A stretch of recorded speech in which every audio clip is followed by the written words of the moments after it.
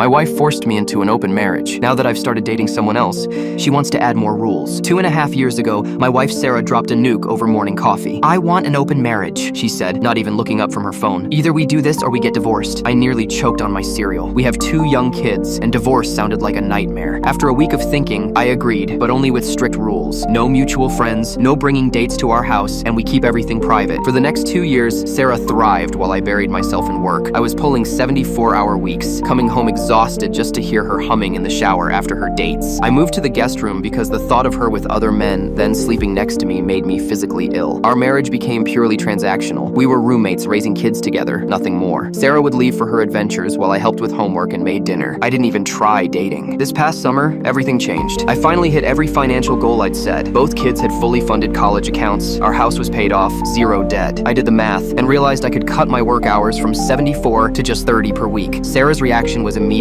"Perfect! Now we can buy that bigger house I've been wanting, and I saw this BMW." "Absolutely not," I said. "I'm not going back into debt." She looked at me like I'd grown a second head. For years, I'd been the workaholic provider while she played. I spent that summer transforming myself, renovated our basement into an amazing man cave with a home theater and bar, started hitting the gym daily, joined a recreational basketball league, took my oldest son on a cross-country road trip. For the first time in years, I felt alive. Then I decided to actually try dating. I'm not a casual hookup guy. I need connection, friendship, shared interests. After a few mediocre dates, I met Jane at a coffee shop. She was reading the same graphic novel I had in my bag. Jane was incredible. We'd spend hours at art galleries, go to concerts, binge-watch sci-fi shows, and debate philosophy over wine. The chemistry was electric, but more than that, she genuinely cared about my thoughts and dreams. With her, I remembered who I used to be before I became just Sarah's wallet and the kid's driver. That's when Sarah started getting weird. "So who is this Jane person?" she'd ask casually while folding laundry. "Not discussing it," I'd reply, just like she'd done for 2 years. "Come on, I just want to know, remember when I asked about your dates? You said it was none of my business. Same rules apply." Her casual questions became persistent prodding. She'd make comments about my new clothes, my gym routine, how happy I seemed. The woman who'd barely acknowledged my existence for 2 years was suddenly very interested in my life. Last week, I caught her red-handed going through my phone while I was in the shower. She was scrolling through my messages with Jane, reading our inside jokes and sweet texts. "What the hell are you doing?" I demanded.